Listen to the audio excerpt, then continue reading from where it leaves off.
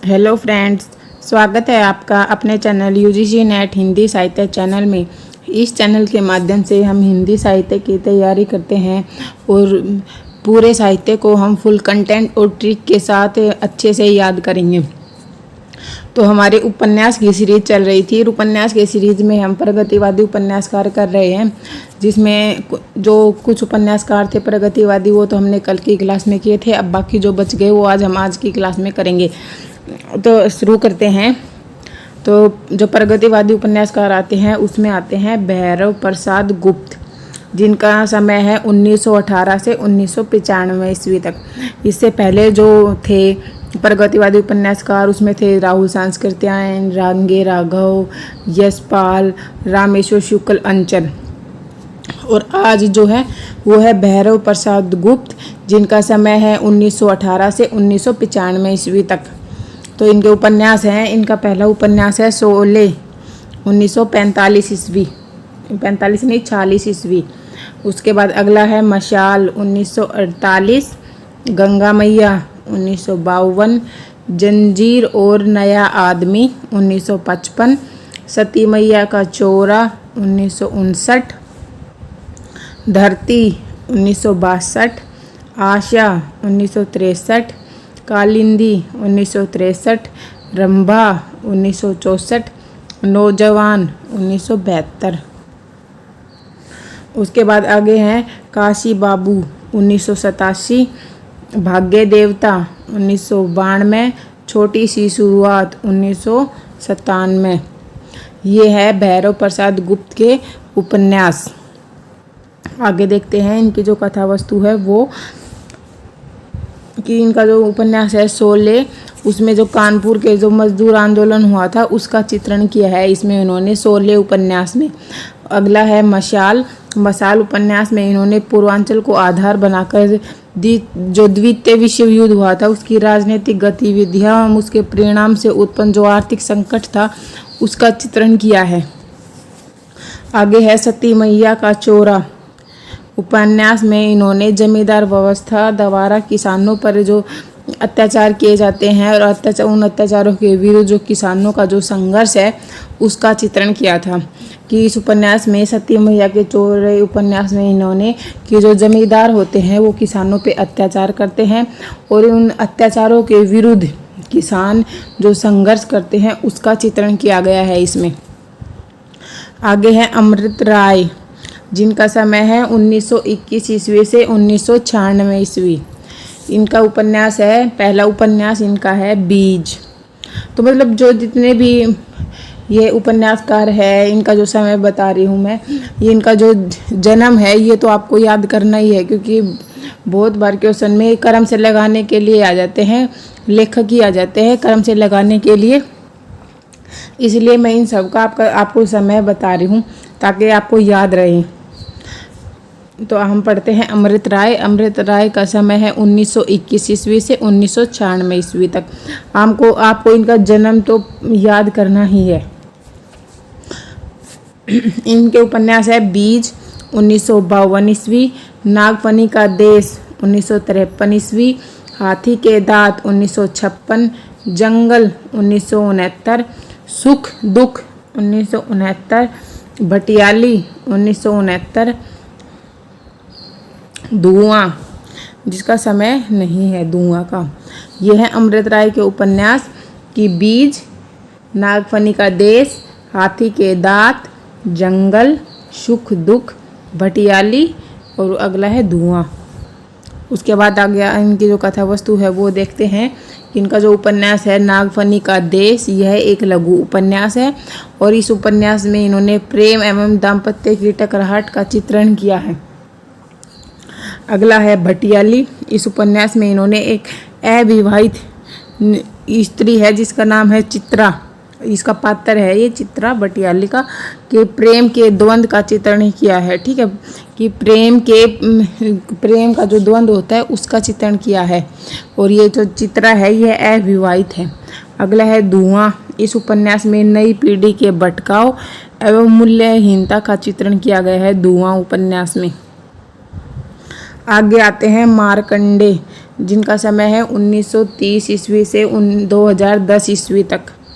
इनके उपन्यास है सेमल का फूल 1959 ईस्वी, अग्निबीज 1981। ये दो है मार्कंडे के उपन्यास है, ये दो, सेमल का फूल और अग्निबीज। उसके बाद अगले आते हैं जगदीश चंद्र, जिनका समय है 1930 से 1996 ईस्वी तक इनका समय है। इनके उपन्यास है यादों का पहाड़ 1966 ईस्वी, धरती धन ने अपना 1972 ईस्वी, आधा पुल 1973, कभी ना छोड़े खेत 1976, मुट्ठी भर कांकर 1976, टूटा लाट 1978, घास गोदाम 1985, नरक कुंड में बांस 1994, लाट की वापसी 2000 और जमीन अपनी तो थी 2001। ये इनके उपन्यास है किसके? जगदीश चंद्र के। यादों का पहाड़, धरती धन ने अपना, इनका जो ये उपन्यास है धरती धन ने अपना, ये है हमारे सिलेबस में भी लगा हुआ है, जिसका समय है 1972। अगला है आधा पुल, कभी ना छोड़े खेत, मुट्ठी भर कांकर, टूटा लाट, घास गोदाम, नरक कुंड में वास, लाट की वापसी और जमीन अपनी तो थी, जिसका समय है 2001। अब इनकी जो कथा वस्तु है वो देखते हैं कि धरती धन ने अपना इनका जो उपन्यास है, इसमें स्वाधीनता पूर्व पंजाब के ग्रामीण दलित जीवन की कथा की कही गई है और दलितों के नारकीय एवं उच्च वर्गीय समाज द्वारा इनका जो शोषण होता था उसका चित्रण किया गया है। पंजाब के दलित जीवन की कथा कही गई है इसमें धरती धन ने अपना में।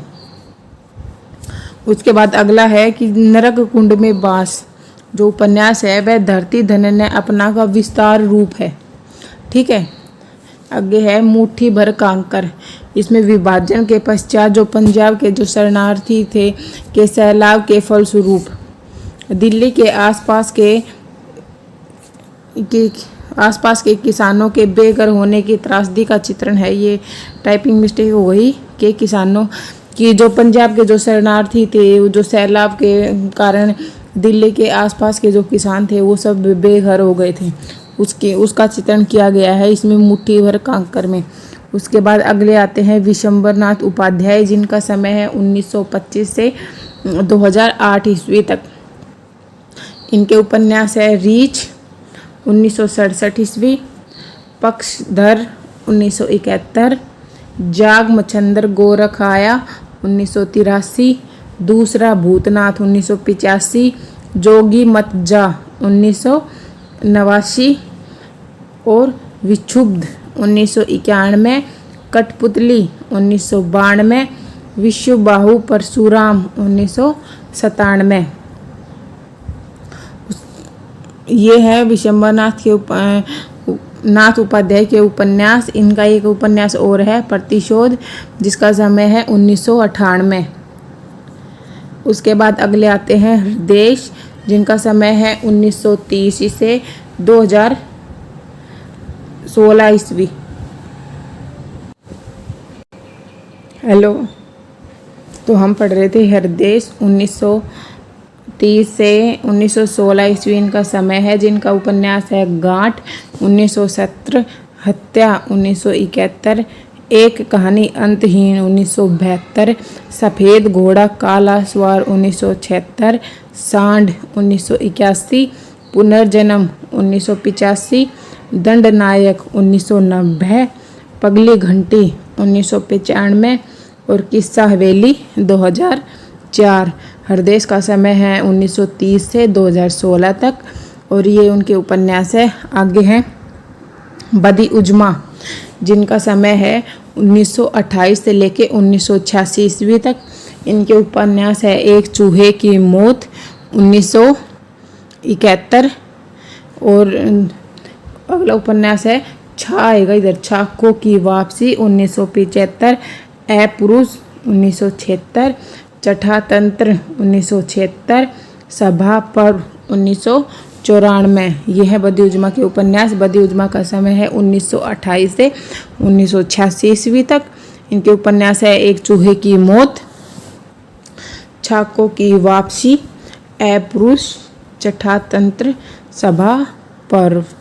आगे है जगदम्बा दीक्षित, जिनका समय है 1934 से 2014 ईस्वी तक। इनके उपन्यास है कटा हुआ आसमान 1971, मुर्दा घर 1974, अकाल 1997। ये है जगदम्बा दीक्षित के उपन्यास। जगदम्बा दीक्षित का समय है 1934 से 2014 ईस्वी तक। इनके उपन्यास है कटा हुआ आसमान, मुर्दा घर और अकाल। उसके बाद अगले आते हैं अब्दुल बिस्मिल्लाह, जिनका समय है 1949 ईस्वी। इनके उपन्यास है समर शेष है 1980 ईस्वी, छीनी बीनी चदरिया 1986, जहरवाद 1987, दंत कथा 1990, मुखड़ा क्या देखे 1996, अपवित्र आख्यान 2008, रावी लिखता है 2010। ये है अब्दुल बिस्मिल्लाह के उपन्यास। समर शेष है छीनी बीनी चदरिया, जहरवाद, दंत कथा, मुखड़ा क्या देखें, अपवित्र आख्यान और रावी लिखता है। अब देखते हैं इनकी जो कथा वस्तु है वो। इनकी जो छीनी बीनी चदरिया जो उपन्यास है, इसमें बनारस के जो बुनकर होते हैं उनके जीवन के उनका जो जीवन होता है उसका अंकन किया गया है। आगे है इनका उपन्यास जहरवाद। जहरवाद में इसमें मिर्जापुर के अंचल की एक निम्न वर्गीय मुस्लिम परिवार की जिंदगी का वर्णन है कि मिर्जापुर के गांव के एक निम्न वर्ग का जो परिवार है उसकी जिंदगी का इसमें चित्रण किया गया है। अगला है समर शेष है तथा दंत कथा उपन्यास को डॉक्टर गोपाल राय ने उपन्यास मानने से इनकार किया है कि इनका जो एक उपन्यास है समर शेष और दंत कथा, इसको उपन्यास मानने से मना किया है। किसने? डॉक्टर गोपाल राय ने। अगला है इनका उपन्यास मुखड़ा क्या देखे। इस उपन्यास में इन्होंने एक दलित मुस्लिम जो परिवार होती है उसकी गाथा कही है। ठीक है, ये है हमारे प्रगतिवादी जो उपन्यासकार हैं वो ख़त्म हो गए हैं। तो उपन्यास की सीरीज में प्रगतिवादी उपन्यासकार तक हमने पढ़ लिया है और आज आगे की जो क्लास होगी उसमें हम आगे के जो उपन्यासकार हैं और जो उपन्यास है वो पढ़ेंगे। अगर आपको वीडियो अच्छी लगे तो प्लीज़ चैनल को लाइक शेयर एंड सब्सक्राइब करें। Thank you for watching.